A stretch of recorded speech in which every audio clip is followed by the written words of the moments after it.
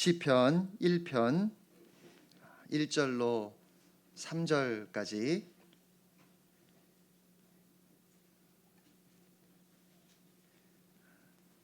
하나님의 말씀입니다.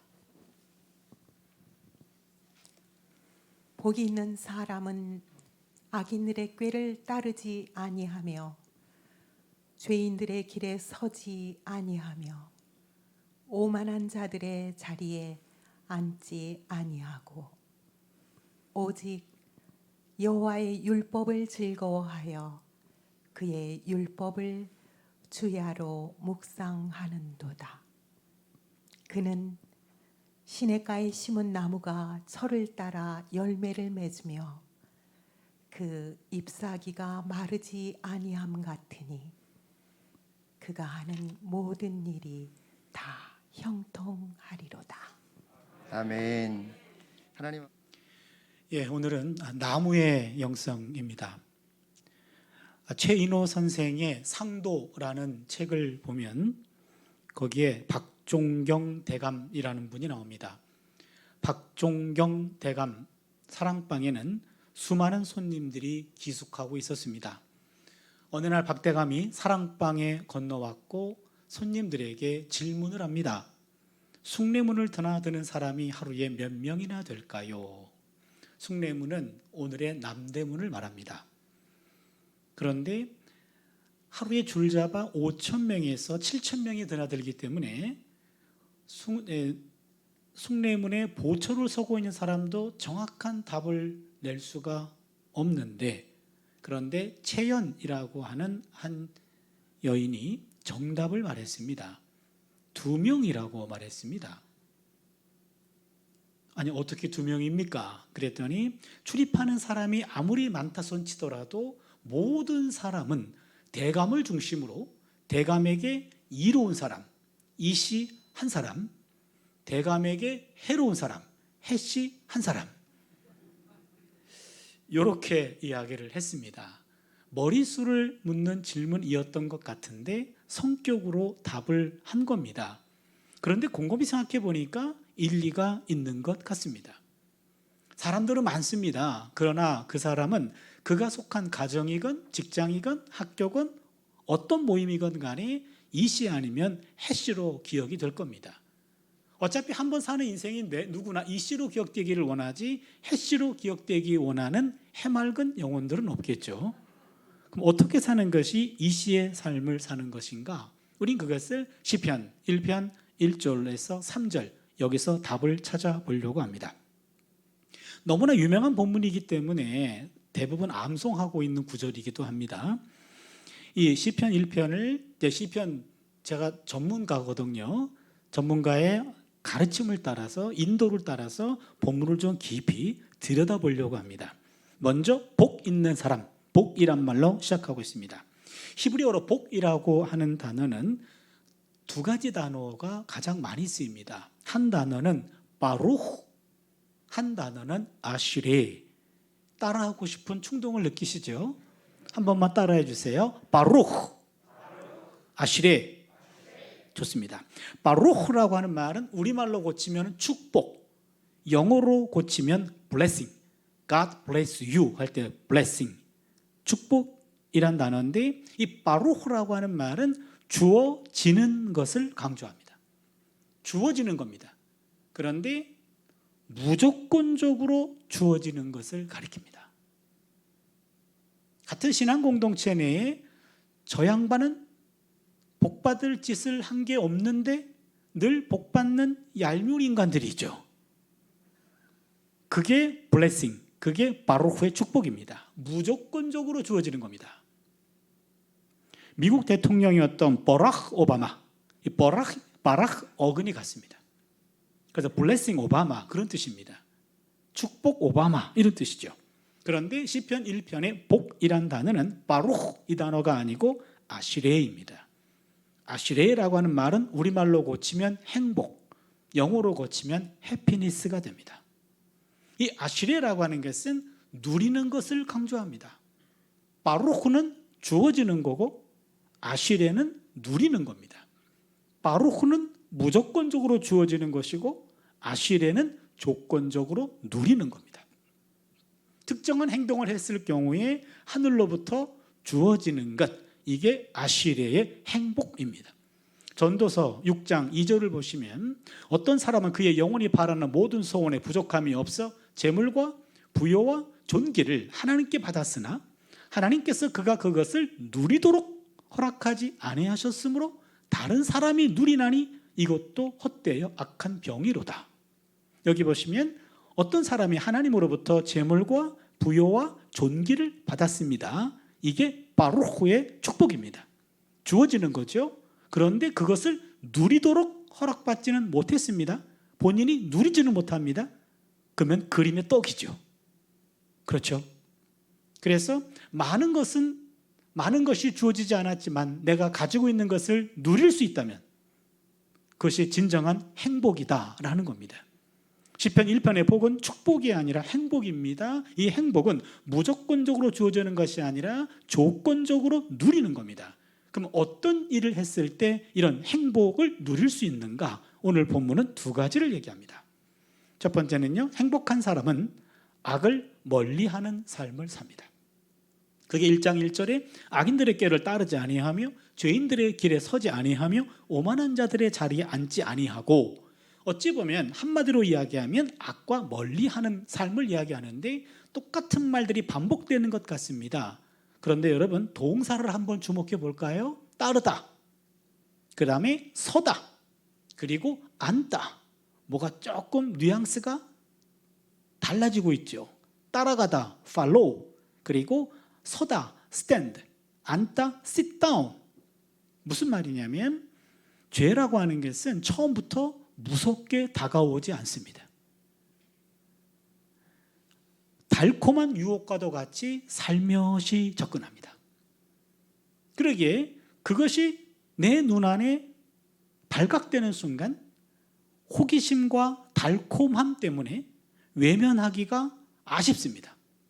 그렇다고 움켜쥐기에는 찜찜합니다.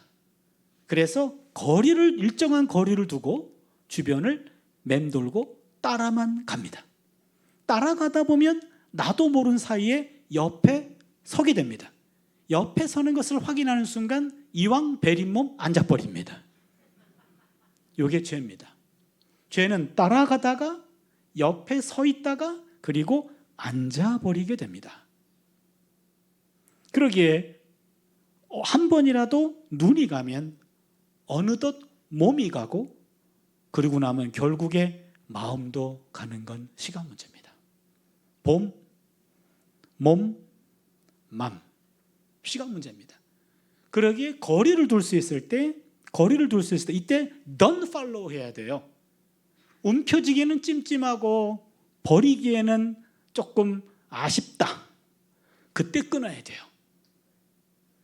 이 순간 나는 절대로 넘어가지 않을 거요. 그 사람은 반드시 넘어갑니다. 하나님이 기뻐하는 것 같지 않다. 조금 아주 보수적으로 판단해야 됩니다. 이건 하나님이 기뻐할 것 같지가 않아. 죄는 아닌 것 같은데 반드시 기뻐할 것 같지 않아. 그때 don't follow 해야 됩니다. 그래야 나를 지킬 수가 있는 거죠. 그게 행복한 사람은 악을 멀리하는 삶을 살아갑니다. 악과 단절된 삶입니다. 두 번째는 행복한 사람은 하나님의 말씀과 가까이 합니다.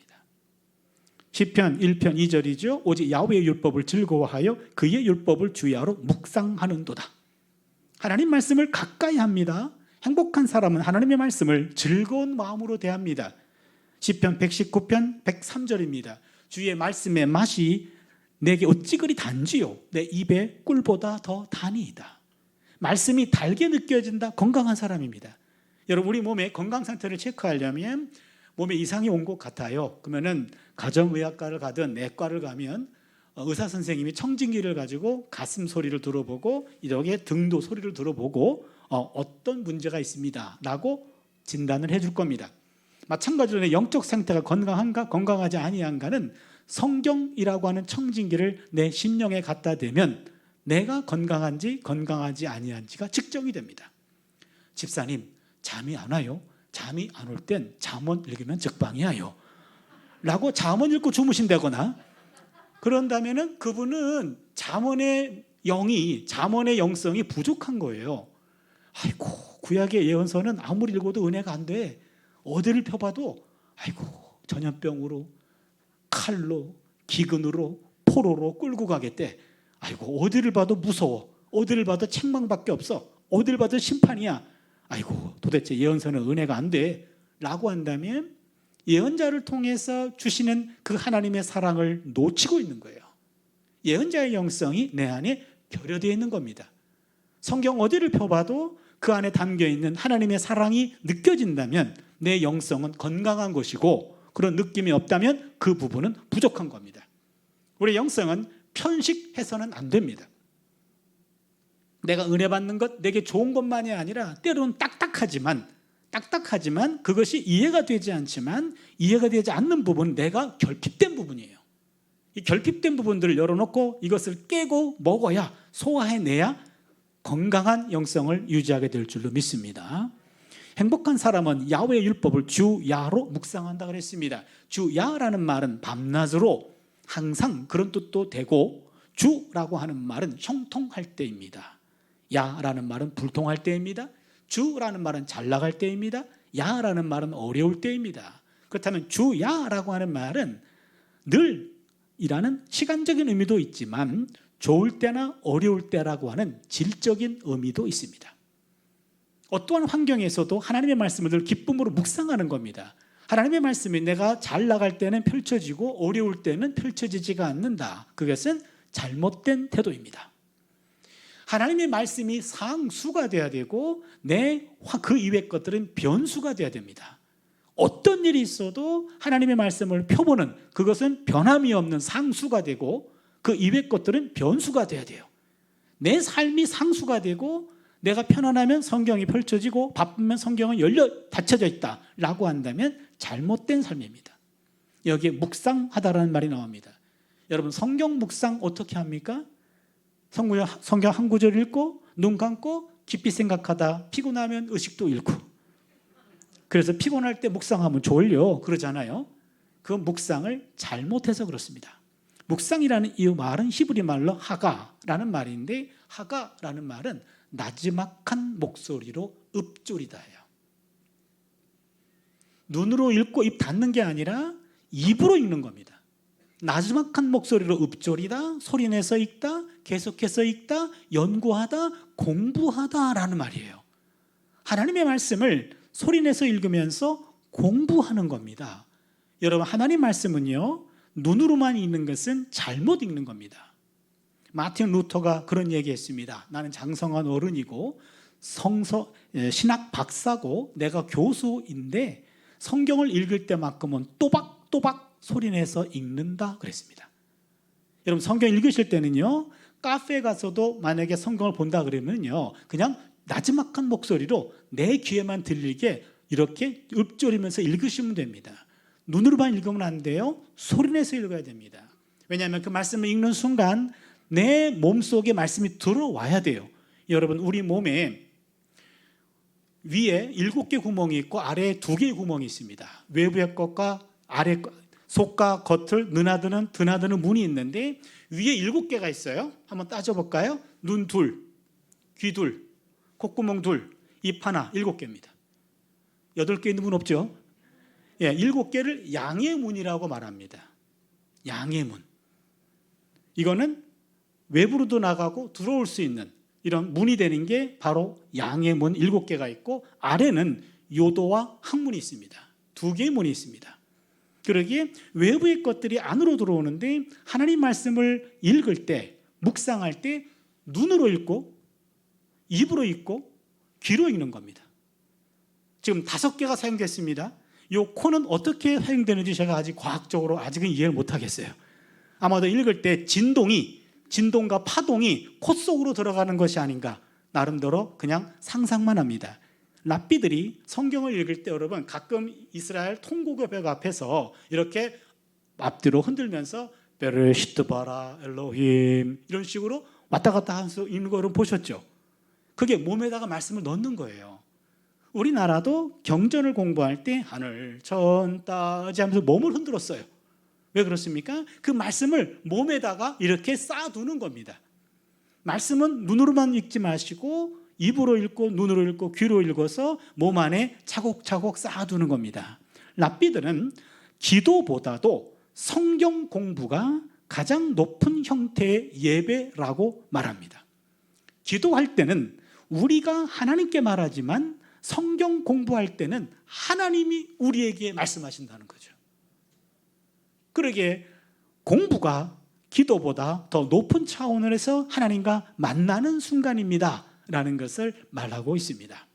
충주 시내 믿음 좋고 기도 많이 하기로 소문난 피 집사님 기사가 기독교 신문에 실렸습니다.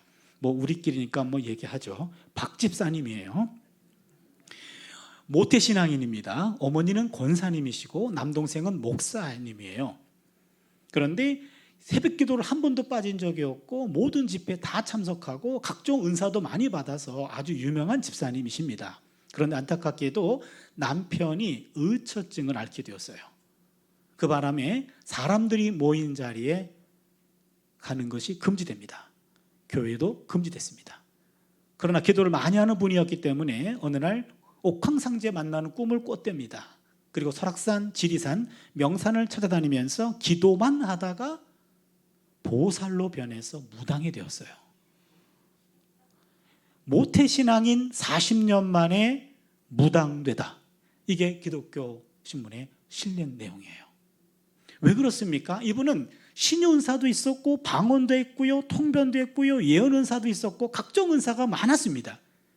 그랬는데 왜 이런 식으로 넘어갔나요? 이분이 각종의 은사를 많이 받았지만 그동안은 하나님의 말씀을 듣는 시간이 그만큼 비례했다는 얘기죠. 주일 예배, 저녁 예배, 수요 예배, 금요 예배, 구역 예배, 새벽 기도, 이걸 통해서 계속해서 하나님의 말씀이 들려왔기 때문에 이 말씀을 통해서 그의 신비한 체험들이 이렇게 걸러졌던 거예요. 그런데 말씀 공급은 차단되고 신비한 체험들만 하면서 악한 영의 소리를 하나님의 소리로 착각한 겁니다. 하나님 말씀이 내 안에 충분히 채워지지 않으면 악한 영의 소리를 하나님의 소리로 잘못 들을 수 있습니다. 여러분, 사오정을 아시나요? 잘 못 듣는 친구요. 어느 날 사오정이 학교를 갔습니다. 근데 교실이 너무 지저분했어요. 담임 선생님이 화가 나셨습니다. 오늘 주번 누구야? 사오정이 손들었어요. 너 앞으로 나와. 나왔습니다. 그리고 엄청나게 혼납니다. 너는 주번이면 일찍 와가지고 교실을 정돈해야지. 이게 뭐 하는 짓이야? 라고 엄청나게 혼나고 매를 맞고 있는데 누가 느지막하게 들어오고 있어요. 넌 뭐야? 주번인데요. 넌 뭐니? 9번인데요. 그러니까 사오정이 잘못 들은 거예요. 자기는 9번인데 주번 나와 이거를 9번으로 잘못 들어가지고 지가 괜히 봉변당하고 있는 거예요. 여러분, 주파수를 못 맞추면 제대로 된 소리를 내가 잘못 들을 수 있어요. 주파수를 맞추는 것은 하나님의 말씀이에요. 말씀이 내 안에 차곡차곡 쌓여져서 때로는 그것이 내가 이해가 되고 은혜가 돼서 아멘 하지만 아멘 하지 않아도 내 몸이 알아서 먹어요. 이 말씀이 채워지면 이 주파수가 맞춰집니다. 악한 영의 소리와 하나님의 소리를 구별할 수 있는 것, 바로 말씀에서 나오는 줄로 믿습니다. 악과 단절, 하나님 말씀과 가까이함, 이런 일들이 반복되면 이런 사람은 결국 시냇가에 심겨진 나무가 됩니다.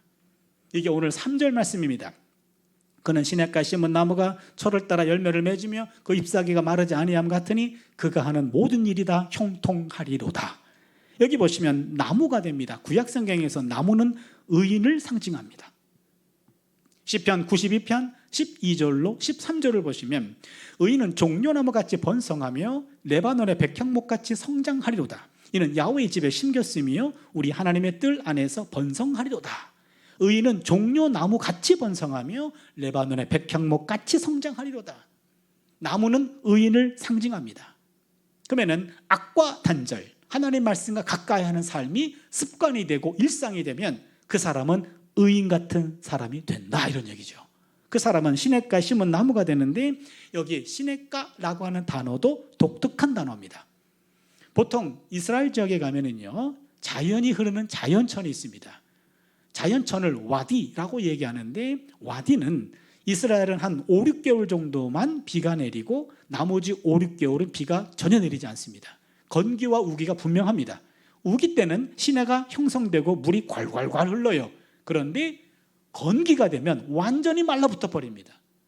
만약에 그런 와디에, 그런 시내, 그런 와디천에 옮겨 심어진 나무라고 한다면 우기 때는 살아남지만 건기 때는 돌아가실 겁니다. 여기 있는 시냇가는 와디 그 단어가 아니라 이것은 팔게이 마임이라 그래가지고 관계수로가 연결되어 있어서 1년 12달 물이 메마르지 않는 시냇가예요. 물이 메마르지 않는 시냇가로 심은 나무가 되는데, 여기 심은이라고 하는 말도 정확하게 표현하면 심겨진입니다. 여러분 생각해 보세요. 나무가 걸어다니면서 어디가 물이 많을고 하고 걸어다니는 나무가 있다면 그 나무 신고해 주시기 바랍니다. 미친 나무예요. 그렇죠? 시냇가에 심은 나무가 아니라 심겨진 나무예요. 부정 수동태 분사입니다. 의도적으로 심겨진이라는 표현을 씁니다. 이것을 전문 용어로 divine passive, 신적 수동태라고 표현합니다. 구약 성경도 그렇고 신약 성경도 그렇고 동사에 있어서 의도적으로 수동태로 표현하는 경우들이 종종 있습니다. 그렇게 되었습니다. 그 말은 내가 한 것이 아니라 외부의 힘에 의해서 그렇게 된 거예요. 그러면 그 외부의 힘이 누굽니까? 하나님이에요. 하나님이 하셨습니다가 아니라 그렇게 됐습니다. 그렇게 표현하는 거죠. 이것이 바로 신적 수동태입니다. 인생은 내 마음대로 사라지는 것이 아닙니다. 신비한 힘에 의해서 이끌림을 받고 있습니다. 따라서 인생은 깨닫고 보면 능동태가 아니라 수동태이지요. 잠언 16장 9절을 보면 사람이 마음으로 자기의 길을 계획할지라도 그의 걸음을 인도하시는 이는 야훼의 신이라 그랬습니다. 내가 계획하지만 내 계획대로 내 뜻대로 인생이 걸어가는 것이 아니고 걸어가지는 거예요. 새로운 누군가의 힘에 의해서 인생의 방향이 틀어지면서 우리가 인생길을 걸어가고 있는 겁니다. 악과 단절된 삶을 살려고 노력하고 하나님 말씀을 늘 가까이 두고 공부하는 사람은 나무라는 의인이 됩니다. 이 나무에는 4가지 특징이 있습니다. 이게 우리가 오늘 받아 먹어야 할 나무의 영성입니다. 첫 번째, 나무는 침묵합니다. 나무는 자신에게 욕을 해도 침묵하고 삿대질을 해도 침묵하고 심지어 가지를 꺾고 짓밟아도 끝까지 침묵합니다. 주변의 무익한 처사나 소리에 전혀 반응하지 않습니다. 억울한 소리에도 일체 반응하지 않습니다. 나무는 우리가 알 수 없는 무엇인가 귀를 기울이며 철저히 침묵하는 것 같습니다. 그런데 우리는 어떻습니까? 우리는 침묵보다 말을 많이 합니다. 때로는 그냥 말만 하는 것이 아니라 거짓말도 하고 때로는 실언도 합니다. 야고보서 3장 2절을 보면 우리가 다 실수가 많으니 만일 말에 실수가 없는 자라면 곧 온전한 사람이라 능히 온 몸도 굴레 씌우니라. 다 말에 실수가 있어요. 특히 말을 많이 하는 분은 반드시 그만큼 실수를 하게 돼 있어요. 그러니까 저 같은 사람이 말에 실수가 많은 사람 중에 한 사람일 거예요. 교수로 말로 가르치잖아요. 목사로 맨날 말만 하잖아요. 그러니 말의 실수가 많은 사람 중에 하나인데 말의 실수가 없는 사람은 세상에 없습니다. 그렇다면 거짓말이나 실언을 줄이는 확실한 방법이 있습니다. 그게 뭐죠? 침묵입니다. 침묵이 지름길입니다. 때로는 억울한 일을 당해도 침묵으로 대응할 수 있어야 됩니다. 창세기에 요셉이라는 사람이 나옵니다. 친형들에 의해서 이집트의 노예로 팔려갔고 이집트의 경호대장 보디발의 집에 가정총무로 살았습니다. 그러던 어느 날 보디발의 아내의 유혹을 받게 되었고 보디발의 아내의 집요한 유혹을 뿌리쳤습니다. 그런데 자신의 연정이 거절당하자 보디발의 아내는 남편에게 이 종이 나를 희롱하였나이다 라고 거짓말을 합니다. 그 얘기를 듣고 보디발은 요셉을 감옥에 가둡니다. 여기까지가 성경에 나오는 내용입니다. 여러분, 성경은 본문의 표층만 봐서는 안 되고요. 본문의 심층까지 봐야 됩니다. 이 당시 이집트 문화를 알면 이 본문이 조금 더 깊이 보입니다. 이집트 문화에 따르면 동급 이집트인들끼리 남의 아내를 유혹하거나 희롱하다가 발각이 되면 그 자리에서 쳐 죽이게 되어 있습니다. 그렇다면 보디발의 아내는 이 종이 감히 나를 거절했어? 너는 죽었다. 남편에게 거짓말했고, 남편은 같은 급도 아니에요. 같은 급도 쳐 죽일 수 있어요. 근데 노예야. 당연히 죽였어야 합니다. 그런데 감옥에 가두는 선에서 그냥 수습했어요. 이건 뭘 얘기해 줍니까? 보디발은 아내보다도 요셉을 더 신임한 거예요. 보디발의 아내에게 수모를 안긴 겁니다. 그렇다면 요셉은 이 상황에 대해서 진의를 파악했습니다. 보디발도 나를 더 신임하는구나. 제가 요셉이라면 은밀히 보디발을 찾아가서 주인님, 사모님의 음탕함은 말 안 해도 아시죠? 난 너무 억울합니다 라고 말했을 것 같아요. 그런데 요셉은 이때 침묵합니다. 이게 멋있는 대목인데, 이집트인들이 생각하는 가장 이상적인 인간은 억울한 상황에서도 침묵할 수 있는 사람이에요. 요셉은 억울한 상황에 몰리면서도 계속해서 이집트 사람들의 덕을 쌓는, 그들의 마음을 얻는 이런 일들이 반복되면서 결국 나중에 총리가 되는 겁니다.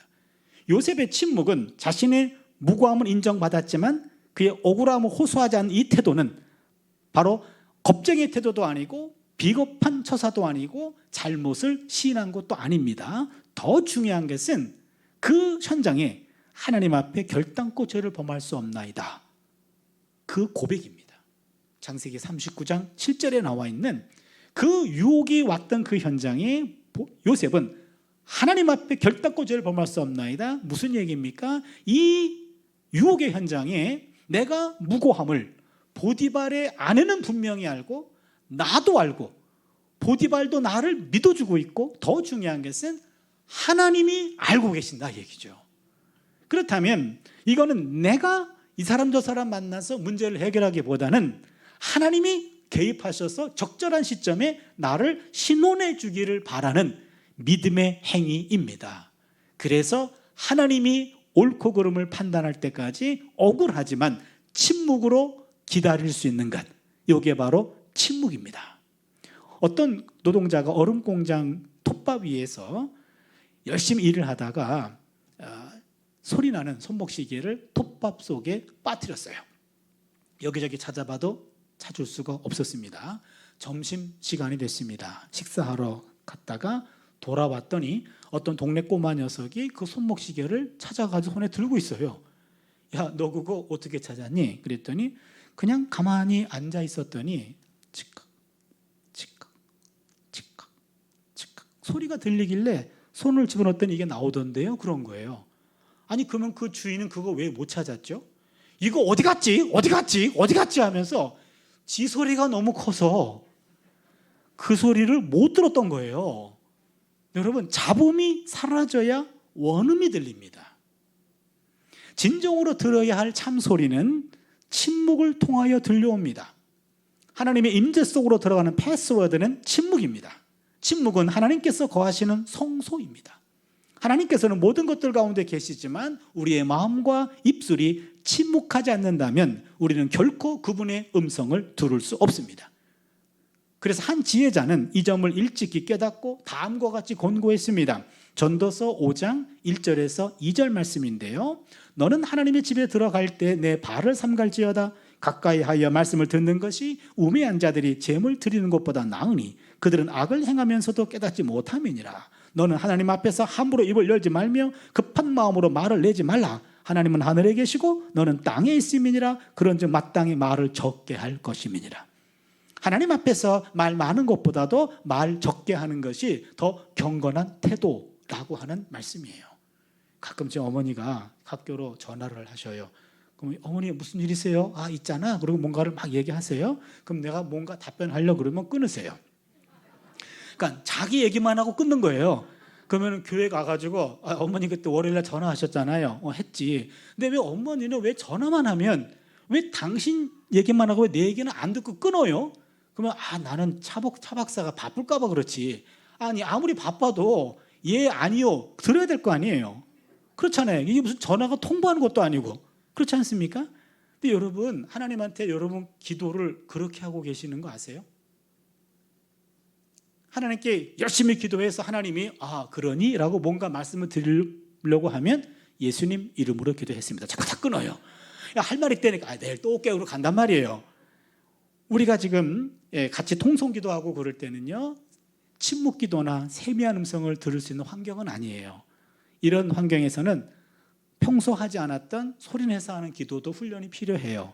그래서 함께 통성으로 기도하는 것도 좋습니다. 새벽에는 그냥 통성으로 기도하던 작게 기도하던 기도하다가 마지막에 끝날 때 여러분 적어도 10초 내지 30초는 기다려 보십시오. 끊기 전에 기다리세요. 그분이 뭐라고 말씀하시나? 아무 말도 안 할 겁니다. 그런데요, 어떤 성경 구절이 떠오르거나 어떤 단어가 가슴에 뭉클하게 다가오거나 어떤 심상에 어떤 영상이 떠오르거나 내가 민감한 그 소재를 통해서 하나님이 말을 걸어 오시는 걸 느낄 겁니다. 그런 훈련, 완전히 인간의 소리가 죽어야 하나님의 소리가 세미하게 들려오는 거거든요. 이게 바로 침묵의 영성입니다. 두 번째로 나무는 성장합니다.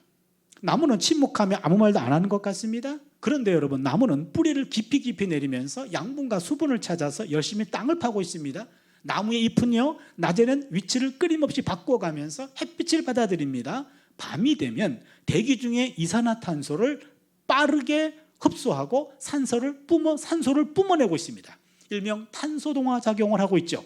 끊임없이 물을 빨아들이고 대지에서 영양을 흡수하고 대기의 흐름과 햇빛과 운모와 바람을 받아들이면서 성장하고 있습니다. 기가 막힌 일이에요. 나무는 하잘것없어 보이는 주변의 모든 것들 속에서 자신에게 필요한 영양소들을 찾아서 열심히 흡수하고 있습니다. 일하고 있습니다.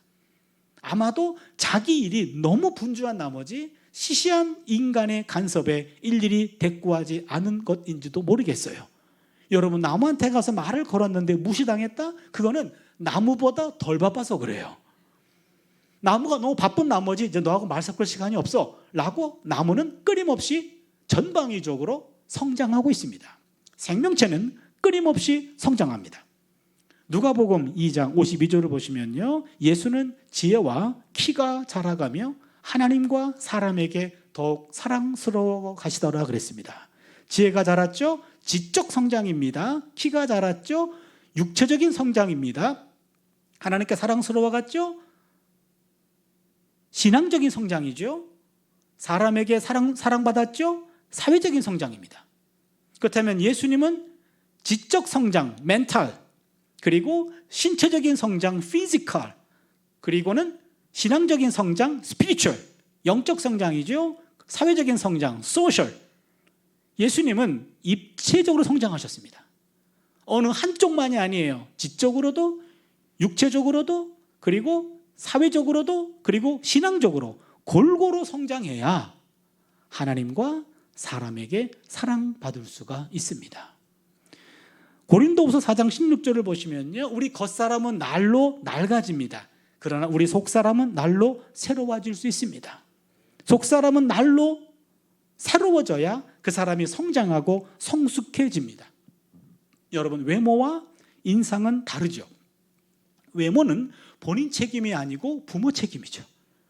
그렇죠. 이분이 만나가지고 이딴 거 하나 만들었단 말이에요.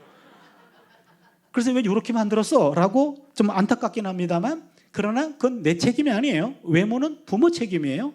그런데 인상은 본인 책임이에요. 여러분 인상이 본인 책임이 되는 순간은 나이가 한 40쯤 넘어갈 때입니다. 인생 40 이상 된 사람의 인상은 본인의 인생 성적표입니다. 내가 이렇게 살아왔다오라는 것. 외모가 아니라 인상이 더 중요합니다. 링컨이 그런 말을 했죠. 나이가 40이 되면 자기 얼굴에 책임을 져야 한다. 그 사람의 기본적인 성정과 감정들이 쌓여서 마흔이 되면 얼굴에 고스란히 드러난다는 뜻입니다. 화가 많고 부정적인 사람의 인상과 평소에 잘 웃고 삶이 긍정적인 사람의 얼굴은 달라요. 그렇잖아요. 그러기에 인상은 본인 책임입니다. 우리의 몸은 정해진 정도만큼만 자랍니다. 하지만 우리의 내면은 정신적이고 영적인 존재이기 때문에 성장의 한계가 없습니다. 인생의 마지막 순간까지 아마 우리 내면은 계속 성장할 수도 있습니다. 나이를 먹는 만큼 말입니다.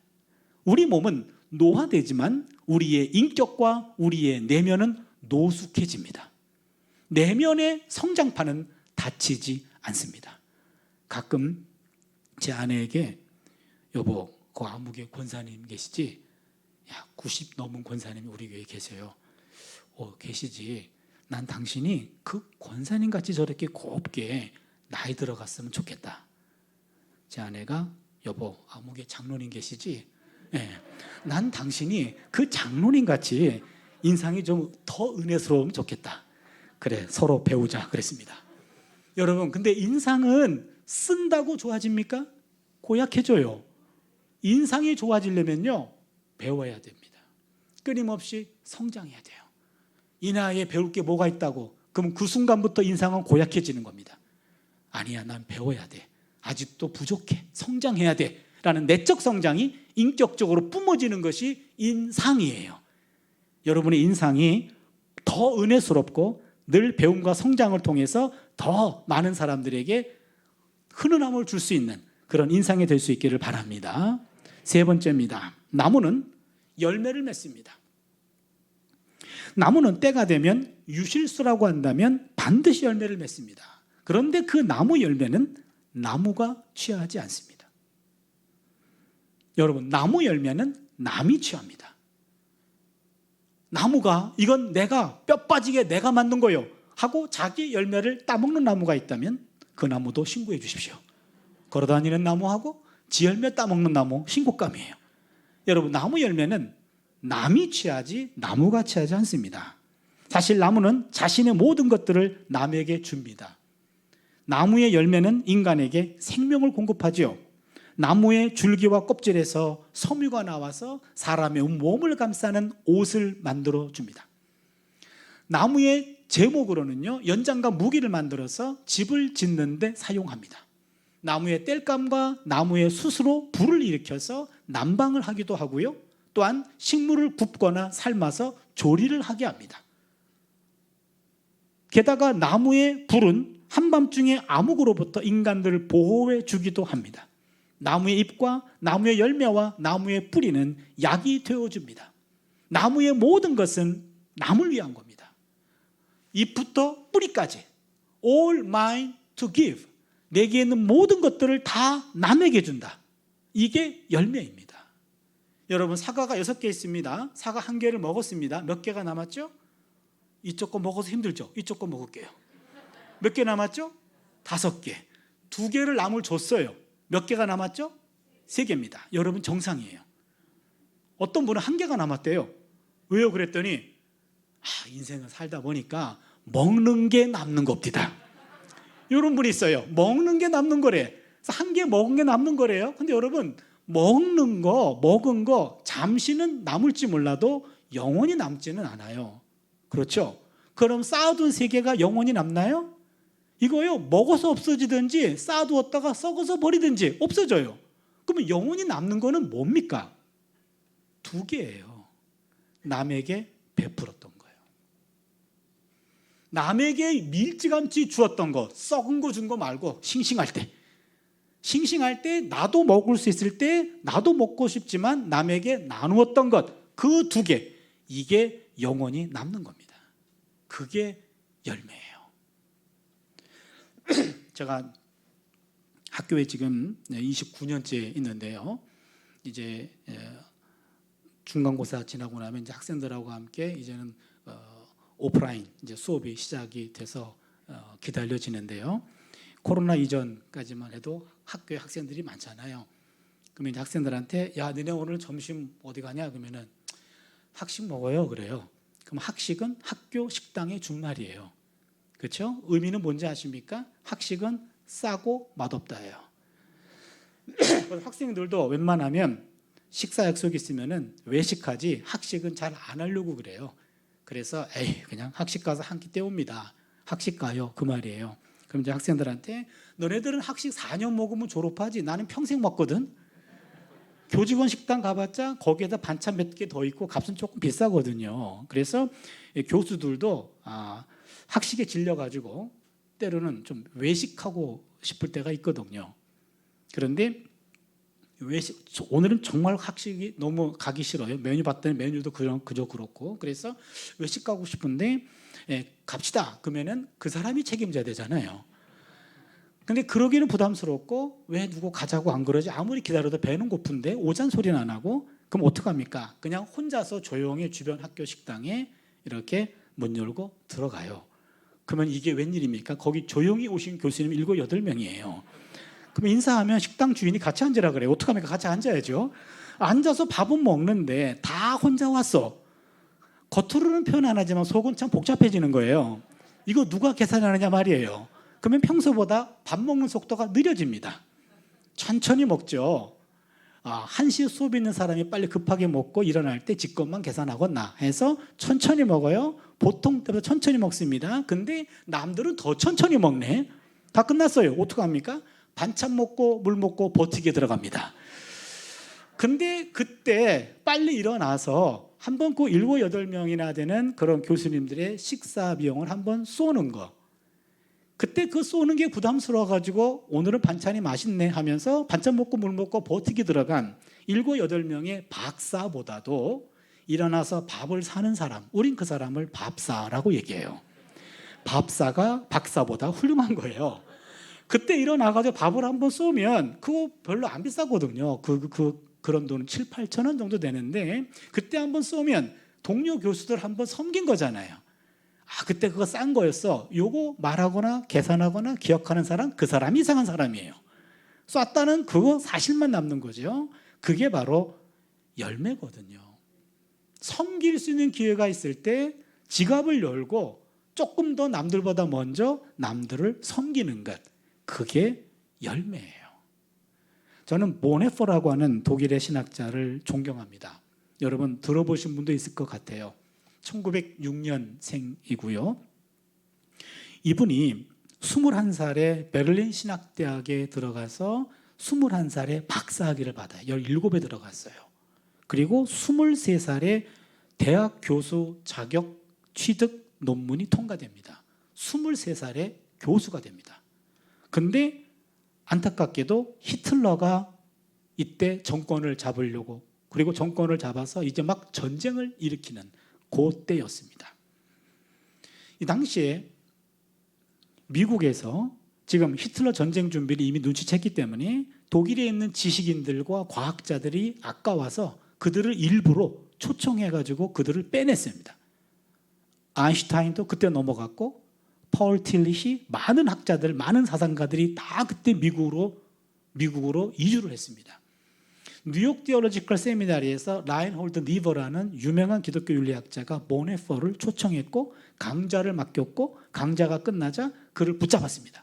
당신 나라가 위험하니 전쟁이 끝나고 난 다음에 돌아갈 때까지 당신 자리를 마련해 놨으니까 여기서 머물러 계십시오. 그때 보네포 목사님은 그러기 때문에 가야 됩니다 그랬어요. 전쟁이 일어나고 나서 많은 사람들이 죽어나갈 텐데 그때 피해 있다가 나중에 들어가는 것은 목사로서 비겁합니다. 그러기 때문에 가야 됩니다. 그리고 갔어요. 갔고 보네포 목사님은 이런 말을 했습니다. 어떤 미친 사람이 정상적인 버스 위에 뛰어 올라가서 정상적인 버스 운전자를 끌어내리고 운전대를 뺏었어. 그리고 폭주를 해. 차도만 다니는 게 아니라 핸들을 틀어가지고 인도로 올라와. 인도로 올라와 사람들을 막 쳐요. 사람들이 막 죽어나갑니다. 병원에 실려갑니다. 이럴 때 교회는 병원에 실려간 사람들 가서 신방이 나가고 죽은 사람들 장례식만 치러주는 게 교회냐? 누군가는 버스 위에 뛰어 올라가서 미친 운전자로부터 운전대를 뺏어야 되는 것 아니냐? 그 미친 운전자가 히틀러예요. 그래서 보네포 목사님은 히틀러 암살단에 가입합니다. 안타깝게도 게슈타포에 의해 가지고 발각이 됐어요. 그리고 보네포 목사님은 감옥살이를 하게 됩니다. 언제 형장의 이슬로 사라질지 모르는 그런 상황에서 보네포 목사님은 그곳에서 목회를 했어요. 예배를 드리고 기도해주고 상담을 해주고, 안타깝게도 1945년 4월 9일 18개월 동안 투옥했는데 히틀러가 자살하기 한 달 전쯤에 보네포를 처형했습니다. 39살의 나이에 형장의 이슬로 사라졌죠. 그 보네포 신학자의 그 수많은 옥중 서신들이 나중에 책으로 묶였는데 주옥 같은 글이에요. 이 보네포 목사님의 유명한 기독론, 그는 예수는 타자를 위한 존재였다. 이 한마디. 예수는 타자를 위한 존재였다. Jesus is being for others. 예수를 주로 고백하는 교회는 타자를 위한 집단이 돼야 된다. 그의 유명한 기독론과 교회론입니다. 무슨 말입니까? 예수님은 철저히 타자를 위해 존재했다. 그게 바로 예수다. 그러면 그 예수를 주로 고백하는 교회는 타자를 위한 집단이 돼야 된다. 교회는 교회만을 위해 존재하지 않는다. 교회는 지역사회와 타자를 위해서 존재한다. 여러분, 세상의 많은 모임들은요, 회원들이 물질을 모으고 시간을 모으고 몸을 모아서 거기에 나와 있는 재화를 가지고 회원들의 이익을 도모합니다. 그런데 교회는 교인들이 시간을 모아요, 물질을 모아요, 몸을 모아요. 거기서 모아진 것을 가지고 회원이 아닌 사람들을 어떻게 도울 것인가. 이게 교회입니다. 세상의 어떤 모임하고도 다른 공동체가 바로 교회라고 하는 거예요. 우리 삶도 마찬가지입니다. 내가 어떤 삶을 살 것인가? 내 가정도 먹여 살려야 되고요. 자녀도 돌봐야 됩니다. 부모도 섬겨야 됩니다. 그러나 그것이 다가 아니고 나와 무관한 이웃을 조금이라도 내가 가진 것들을 흘려보내면서 그들을 위해서 내가 하나라도 실천하며 존재할 때, 타자를 위한 존재로 살아갈 때, 그게 바로 예수의 제자가 되는 거고, 바로 우리 교회도 이 지역사회에 여기 세워진 것은 이 지역에 있는 하나님의 눈길이 가는 곳. 여러분, 어떤 분은 예수님만 바라보자 그러는데 좋아요. 근데 예수님만 바라봐서는 안 되고 예수님이 바라보는 곳도 바라봐야 돼요. 여러분, 생각해 보세요. 자녀가 태어났는데 맨날 엄마만 바라봐. 아기 때는 괜찮아요. 초딩도 괜찮아. 중딩도 괜찮아. 근데 어른이 돼가지고 맨날 엄마만 바라봐. 그건 문제거리예요. 그렇죠. 자립해야 되고 예수님도 바라봐야 되지만 더 중요한 것은 예수님이 바라보는 것도 바라봐야 됩니다. 예수님의 눈길은 우리 주변의 약자와 어려운 사람들, 사회가 외면하는 그 사람들에게 예수님은 지독하게 편애하고 계십니다. 하나님도 편애합니다. 그 하나님의 눈을 가지고 지역사회에 있는, 예수를 몰라도 좋아요, 이 지역사회에서 하나님의 사랑이 필요한 사람들에게 열려있고 다가가는 교회, 그게 바로 진정한 교회다라고 하는 거죠. 그것이 그들에게 연결될 때 그게 바로 열매가 되는 겁니다. 예수님께서 잎만 무성한 무화과 나무를 저주하신 적이 있습니다. 잎은 무성했어요. 열매가 없었기 때문에 저주했습니다. 잎이 무성했다는 말은 바쁘게 살아갔다는 겁니다. 현대인들 누구나 바쁩니다. 여러분, 대학생들요 1학년 때 엄청나게 바빠요. 그동안 입시 지옥에 갇혀 있다가 이제 해방됐기 때문에 논이라고 바빠요. 그래서 미팅한다, 몬팅한다 그러면 논이라고 바빠요. 2학년 되면은요, 자기 전공이 과연 내게 맞는 건가? 자기 적성 때문에 이것 고민하느라고 바빠요. 그러다가 고민이 해결 안 되니까 2학년 마치고 군대 가요. 군대 갔다 오면 뭔가 목표가 이제는 세워졌어요. 그래서 이제는 취업을 준비하든 아니면 공무원을 준비하든 아니면 대학원을 준비하든 뭔가 준비하느라고 바빠요. 이 학생들은 군대를 안 갔다 왔는데도 이 친구들이, 경쟁자들이 눈빛이 바뀌면 자기도 바뀌어 덩달아 바쁜 거고, 우리나라 중딩, 고딩 입시 때문에 바쁘고, 우리나라 초딩 학원 다니느라고 바쁘고, 우리나라 원딩 유치원 다니느라고 바쁘고, 얘들 때문에 할머니, 할아버지 덩달아 바빠요. 그러게 모든 세대가 다 바빠요. 안 바쁜 세대가 없습니다. 그런데 말이에요, 바쁘게 살았지만 열매가 없다면, 잎은 무성했는데 열매가 없어. 결국에 다 자기 가족, 자기 먹고 사느라고 바빴어요. 남에게 흘려보내거나 남에 대한 관심이 없었어요. 입만 무성한 무화과 나무입니다. 인생은 쌓아둔 것이 아니라 남에게 베푼 열매로 평가가 됩니다. 여러분, 자그마한 것이라도 남을 수 있는 열매를 남기는 복된 인생이 되기를 바랍니다. 마지막 네 번째입니다. 나무는 그늘이 되어줍니다. 나무는 한여름 떼약볕을 피하는 그늘이 되고 안식처가 됩니다. 뜻밖의 소나기를 만난 사람들에게 잠시 쉬어가는 쉼터가 됩니다. 구약성경에 솔로몬이라는 분이 나옵니다. 기브온 산당에서 1000번제를 드렸습니다. 1000번제는요, 여러분 1000번제예요. 1000번제가 아니고 무슨 말이냐면 기브온 산당이 예루살렘부터 기브온 산당까지 7.5km입니다. 바쁘신 솔로몬 씨께서 하루에 한 마리씩 왔다 갔다 한 것이 아니라 1000마리 한꺼번에 완샷 태워드린 거예요. 오늘날 교회에서는 1000번제 헌금할 때 1000번제를 한꺼번에 드리면 부담이 되니까 하루에 한 마리씩 나누어 드리세요 라고 목회적 차원에서 재해석한 거고, 바쁘신 솔로몬 씨는 1000마리 완샷 한꺼번에 드렸음. 그리고 나서 꿈속에 하면 나타나셔서 내가 내게 뭘 해주기를 원하느냐? 솔로몬이 뭘 원했죠? 지혜라고 알고 계시죠? 왕상 3장 9절을 보시면 듣는 마음이라고 나옵니다. 옛날 성경은 듣는 지혜라고 번역했어요. 잘못된 번역이었습니다. 정확한 번역은 듣는 마음이에요. 우리식으로 표현하면 경청입니다. 백성들의 마음의 소리를 들어줄 수 있는 마음이 되기를 원합니다. 이거예요. 이게 지도자예요. 여러분, 지도자는 자기 목소리를 높이는 사람이 아니라 내가 책임진 사람들의 마음의 소리까지 들어줄 수 있는 사람. 이게 리더예요. 리더는 자기 목소리가 아니라 내가 책임진 사람들의 목소리와 아픔과 신음소리를 들어줄 수 있는 사람, 그게 리더입니다. 그러기에 하나님은 솔로몬에게 축복하신 거죠. 사람들은 누군가가 내 마음을 있는 그대로 관심 갖고 들어줄 사람을 찾습니다. 누군가 내 목소리를 경청해주고 들어주고 공감해주고 나의 존재를 인정해 주기를 원합니다. 나의 가치를 알아주기를 원합니다. 그래서 성경은 듣기 전에 말하는 것은 어리석은 짓이다 라고 말합니다. 지식은 말하려 하지만 지혜는 들으려고 합니다. 이 말 멋있지 않나요? 지식은 말하려 하지만 지혜는 들으려고 합니다. 이 멋있는 말은 제 말이 아닌 것도 아시죠? 제가 책을 보다가 이 글귀를 발견해가지고 적어왔어요. 지식은 말하게 하지만 지혜는 들으려고 합니다. 워런 버핏이라는 미국의 투자회사 회장 계시죠? 이분이 어느 기자가 와가지고 회장님, 인생의 성공을 어떻게 이해하고 계십니까? 성공에 대한 정의를 물었습니다.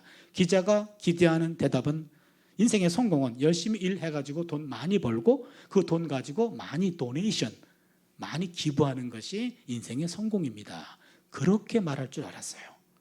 뜻밖의 버핏의 대답은 달랐습니다. 인생의 성공이란 나이가 들면 들수록 내 주변에 나보다 젊은 사람들이 많아지는 것, 그게 인생의 성공입니다. 이렇게 얘기했어요. 저는 이 말이 공감이 돼요. 인생의 성공이란 나이가 들면 들수록 나보다 어린 사람들이 자기 얘기를 들어줄 사람으로 생각해가지고 내 주변에 많이 찾아오는 것, 그게 성공입니다. 나이가 들면 젊은 사람에게 자기 경험을 나누고 싶어 합니다. 그래서 젊은 사람만 보면 나이 든 사람은 말이 많아집니다. 그러나 말이 많은 사람은요, 사람이 붙지 않습니다. 내가 자네만 했을 때 말이야 하면서 말이 많아져요. 그러면 젊은 사람요, 라떼라 그래가지고 싫어해요. 그래서 여러분, 나이 드신 분들은요, 나이가 들면 입은 잠그고 지갑은 열라는 말이 있어요. 그런데 젊은 사람 만날 때 나이 드신 분들은 지갑은 집에 두고 나가요.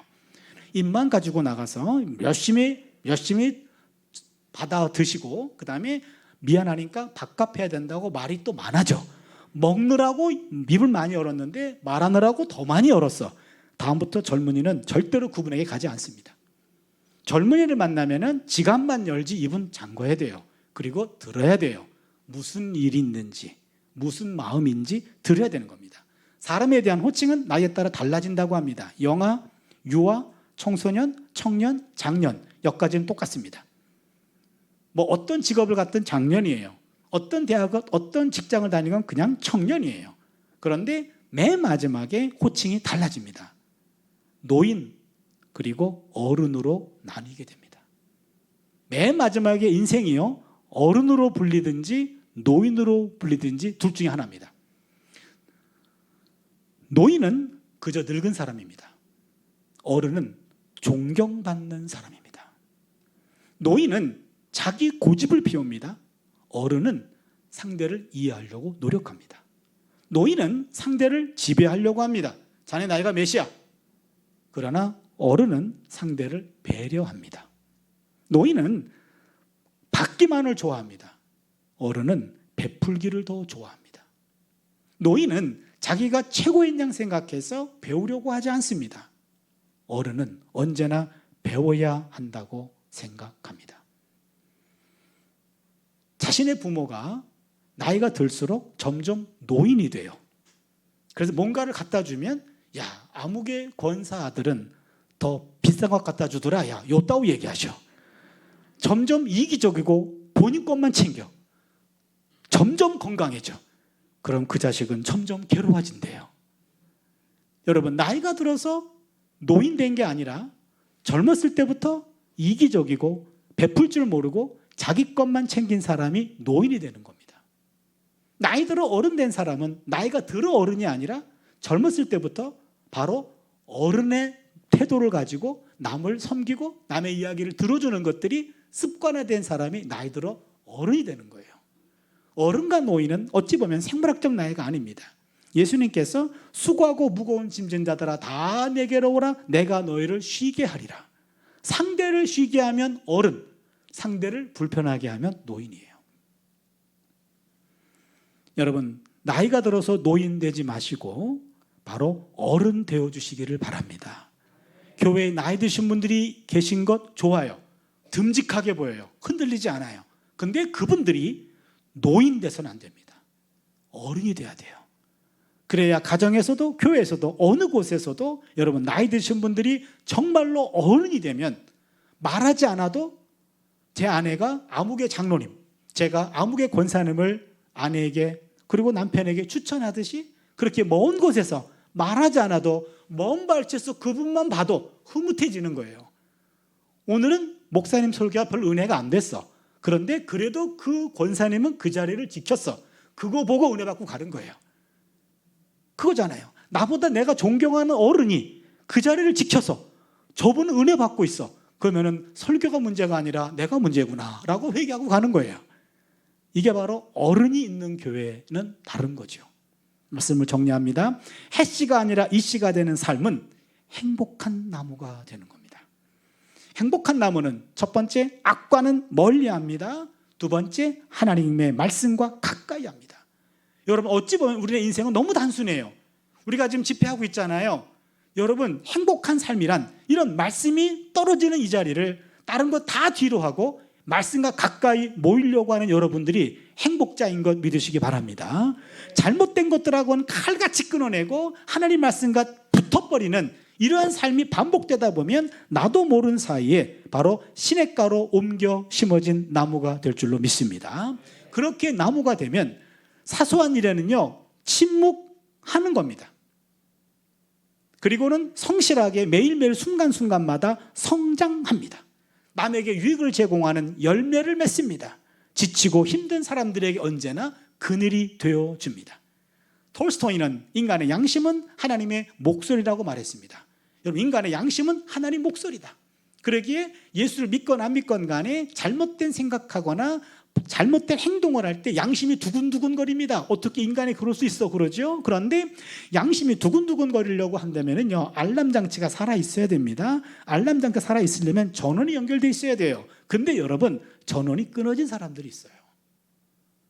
사람을 죽이고도 죄의식이 없어요. 사이코패스, 소시오패스라고 하는 사람들이 바로 그런 사람들이에요. 성경의 용어로는 화인 맞은 양심을 가진 사람들이죠. 그게 끊어져 버린 겁니다. 그러면 양심이 정상적으로 작동하려면 이것이 전원이 연결되어 있어야 돼요. 이 전원이 연결된 것이 뿌리를 깊이 내려서 하나님의 말씀에 뿌리를 깊이 내리는 겁니다. 말씀이 공급되면 전원이 살아있죠. 그럼 잘못된 것들을 만나면 빨간불이 들어오는 겁니다. 이건 잘못된 거예요 라고 죄악을 분별하고 죄악을 이길 수 있는 용기도 말씀에서 나오는 줄로 믿습니다. 그런데 시냇가에 심겨진 나무라 그랬죠. 물이 공급되죠. 물은 요한복음에 따르면 물은 생수가 되고 생수는 하나님의 성령입니다. 그리고 우리는 성령과 말씀으로 연결되어 있어서 말씀과 성령이 끊임없이 공급될 때 우리는 내 안에 건강한 나무가 돼서 잘못된 것들이 오면은 빨간불이 들어와서 이건 악입니다. 그리고 악을 분별하고 악을 끊어낼 용기도 말씀과 성령에서 오는 줄로 믿습니다.